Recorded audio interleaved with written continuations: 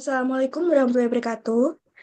Di sini kami akan mempresentasikan mengenai linguistik kategori primer pada jenis-jenis sintaksis. Sebelumnya, perkenalkan terlebih dahulu, anggota kelompok kami, yaitu yang pertama ada Alini Demi Latina dengan NIM 240202116, yang kedua ada Belia Putri Kunsianto 24020201117, yang ketiga ada Najwa Kalisa Azhara 24020202142. Selanjutnya yaitu ada pengertian kategori primer. Jenis-jenis kategori sintaksis berpijak pada pandangan Lyons, kategori dibedakan menjadi kategori primer dan kategori sekunder. Lalu, kategori primer. Berkenaan dengan kategori primer perlu ditekankan di sini bahwa pemberian nama kata tertentu sebaiknya menggunakan kata istilah nominal, verba, adjektiva, adverbia, dan seterusnya. Bukan kata benda, kata kerja, kata sifat, kata keterangan, dan sebagainya. Menurut Krida Laksana 1944, kelas kata dalam bahasa Indonesia berdasarkan bukunya kategori primer dalam kalimat bahasa Indonesia meliputi 13 kategori yaitu verba, adjektiva, nomina, pronomina, numeralia, adverbia, interrogativa, demonstrativa, artikula, preposisi, konjungsi, kategori fatis, dan interjeksi.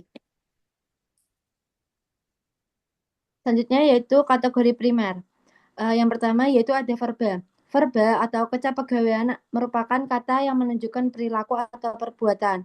Contohnya indit atau pergi, lumpat atau lari, dan dahar atau makan. Kata kerja atau verba yaitu kata yang berfungsi utama sebagai predikat dan yang menyatakan perbuatan, proses, atau keadaan. Dari bentuknya, verba dapat dikelompokkan menjadi dua, yaitu verba dasar bebas dan verba turunan. Yang kedua yaitu adjektiva. Adjektiva adalah kata yang memberikan keterangan yang lebih khusus tentang sesuatu yang dinyatakan oleh nominal dalam kalimat. Adjektiva dari segi perilaku sintaksisnya terdiri dari tiga, yakni fungsi atributif, fungsi predikatif, dan fungsi adverbial atau keterangan. Yang ketiga yaitu nomina. Nomina pada kategori primer sintaksis adalah kelas kata yang berfungsi sebagai kata benda dan memiliki peran utama dalam struktur kalimat, seperti subjek, objek, atau pelengkap. Nomina merujuk pada nama orang, tempat, benda, atau konsep yang dibedakan secara semantik. Jenis kategori primer yang selanjutnya yaitu pronomina. Pronomina adalah kategori yang berfungsi untuk menggantikan nomina. Sebagai pronomina, kategori ini tidak berafiks, tetapi beberapa di antaranya bisa direduplikasikan, yakni kami, dia, beliau, mereka, dan pengertian meremehkan atau merendahkan. Kata pronomina dapat dijadikan fase pronomina seperti aku ini, kamu sekalian, dan mereka semua. Selanjutnya yaitu numeralia. Numeralia atau kata bilangan adalah kata yang dapat dipakai membilang atau menghitung banyak orang, binatang, barang, kejadian, hal, atau konsep. Karena orang, tumbuhan, barang, kejadian, hal, atau konsep sudah biasa kita sebut sebagai benda. Maka secara singkat dapat dikatakan bahwa numeralia adalah kata yang dapat dipakai membilang banyaknya benda. Yang selanjutnya, jenis kategori primer yaitu adverbia. Adverbia adalah kategori yang dapat mendampingi adjektiva, numeralia, atau proposi dalam konstruksi sintaksis.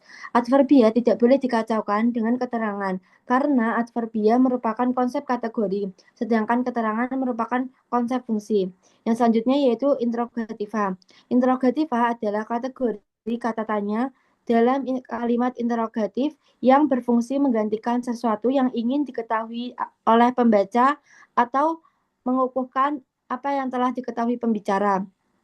Bentuk interrogativa menurut Krida Laksana, interrogativa di dalam bahasa Indonesia terdiri atas tiga bentuk, yaitu yang pertama interrogativa dasar, yang kedua interrogativa turunan, dan yang ketiga interrogativa terikat. Selanjutnya yaitu demonstrativa. Demonstrativa adalah kategori yang berfungsi untuk menunjukkan sesuatu di dalam maupun di luar wacana. Selanjutnya yaitu artikula. Artikula adalah kategori kata tugas yang berfungsi untuk mendampingi nomina dasar dan nomina lainnya dalam frasa nomina, berperan sebagai penentu atau pembatas makna nomina tersebut. Artikula ini tidak memiliki makna leksikal sendiri, tetapi berfungsi untuk memperjelas, menegaskan, atau membatas membatasi makna nomina dalam kalimat. Yang selanjutnya yaitu ada preposisi. Preposisi adalah kategori yang terletak di depan kategori lain, terutama nomina, sehingga terbentuk frase eksosentris dalam pengertian-pengertian yang telah dikemukakan oleh para ahli tersebut. Secara lahirlah tampaknya berbeda satu sama lain. Akan tetapi, meskipun demikian, bahwa pengertian-pengertian tersebut tetap mempunyai unsur-unsur persamaan. Yang selanjutnya yaitu konjungsi.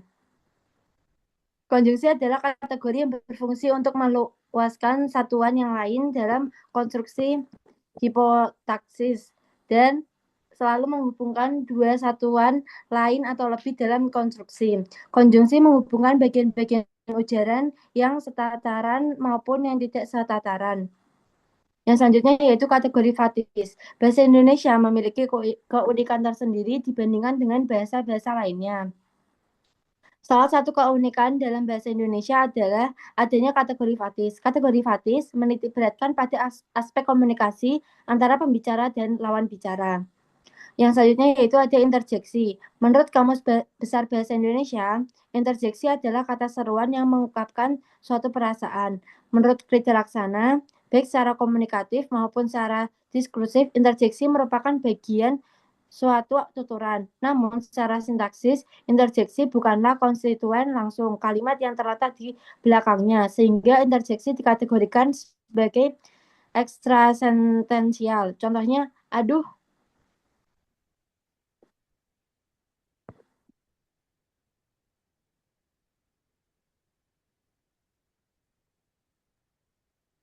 Timbulan kategori sintaksis dalam bahasa Indonesia menurut pandangan Lyons dan diperkuat oleh referensi Krida Laksana terbagi menjadi dua jenis utama, yaitu kategori primer dan kategori sekunder.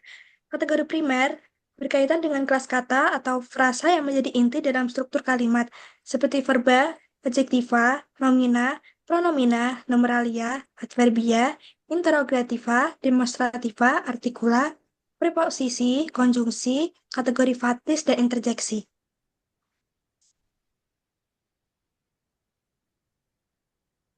Sekian dari kelompok 6.